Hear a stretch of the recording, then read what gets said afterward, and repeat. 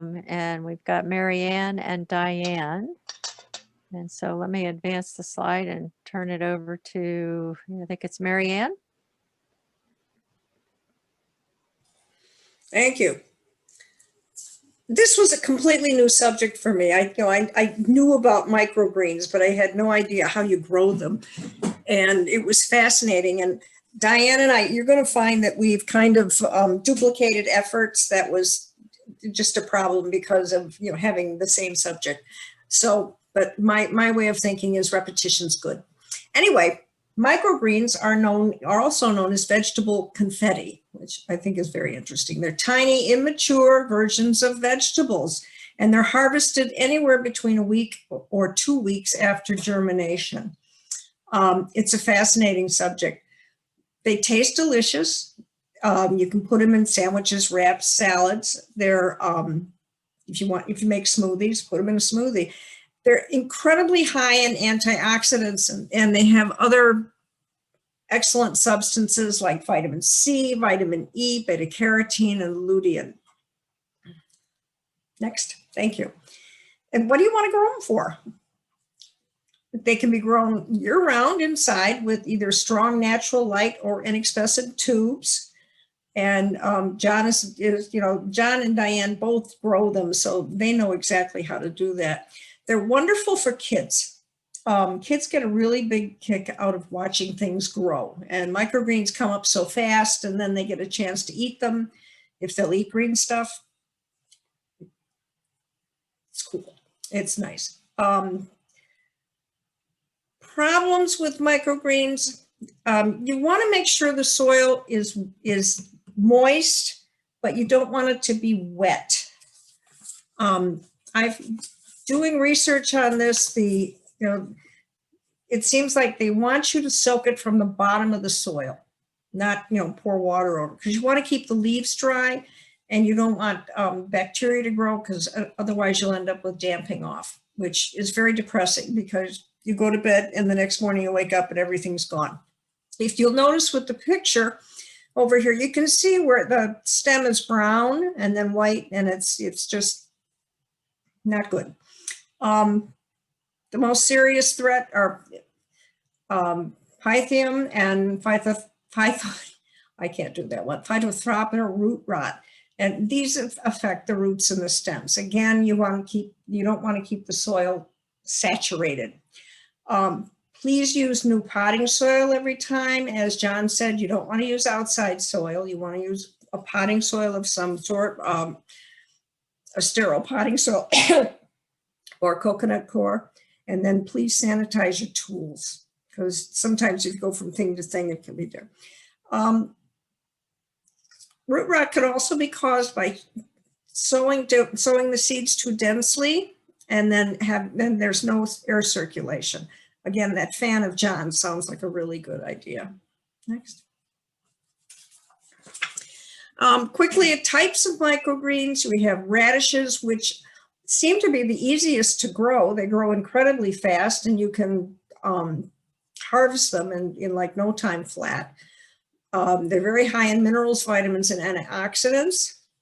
Kale is also, it's considered a superfood. It's rich in nutrients and antioxidant minerals. They're similar to other leafy vegetables, but generally milder and a little sweeter due to their young age. Mesclun, that's a mix of salad greens, different kinds, arugula, lettuce, endive, all that kind of stuff. You can get mesclun in either a spicy mix or you can get it in a non-spicy mix. So that's entirely up to you how you want to do that. Arugula have a peppery flavor.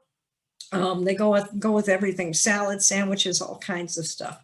Broccoli was, to me, that was really, really interesting, but broccoli is really, really good because they have as many full-size counterparts have just as many nutrients as the really big broccolis.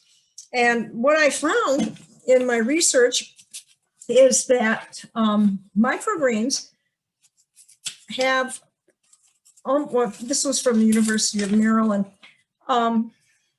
microgreens contain 4 to 40 times more nutrients than their mature counterparts, which I think is amazing. Also, you can do cress, peas, sunflowers, all kinds of things. And that's what microgreens look like. I think it's a fascinating subject. On to Diane. There's a picture of some damping off there, Oh, that you don't want to see when you're growing them. All right, Diane, over to you. Hi. That was great, Marianne. Thanks. Just to stress again how nutritious microgreens are, and I think that's one of the reasons why they're all the rage right now.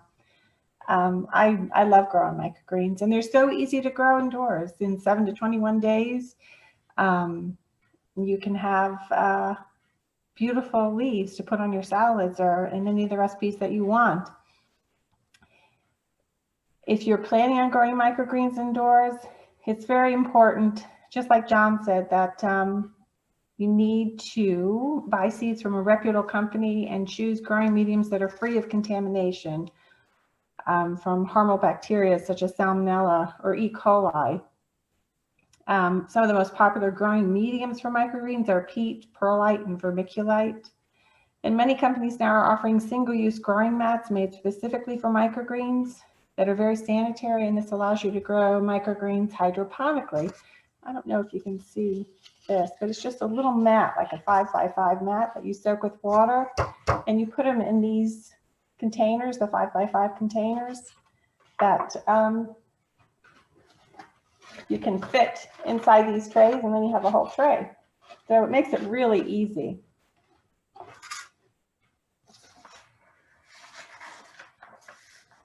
Some microgreens need to be soaked overnight, such as nasturtiums, sunflower seeds, wheatgrass, and pea seeds. It makes it easier for them to sprout.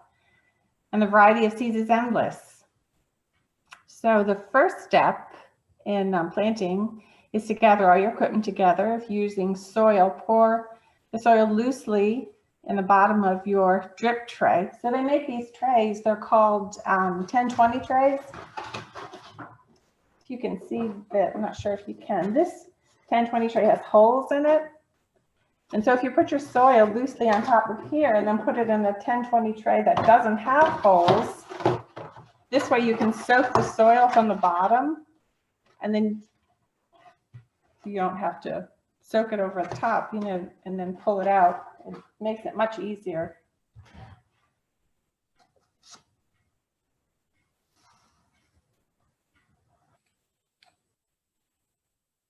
Pour the excess water off, and then you're ready to plant. So if you don't have, you can line all these 5x5 smaller containers to keep your microgreens separate, or plant them all in one container. But you can also take these trays and just with a pencil draw a line down the center and section off any of the sections that you want when you plant, so that you can get them. It's easier if you want a full variety of microgreens. I don't know if you can see that, but this is a whole tray with all different kinds. Radishes, carrot tops, sunflower seeds. And these are all individual. They pop out.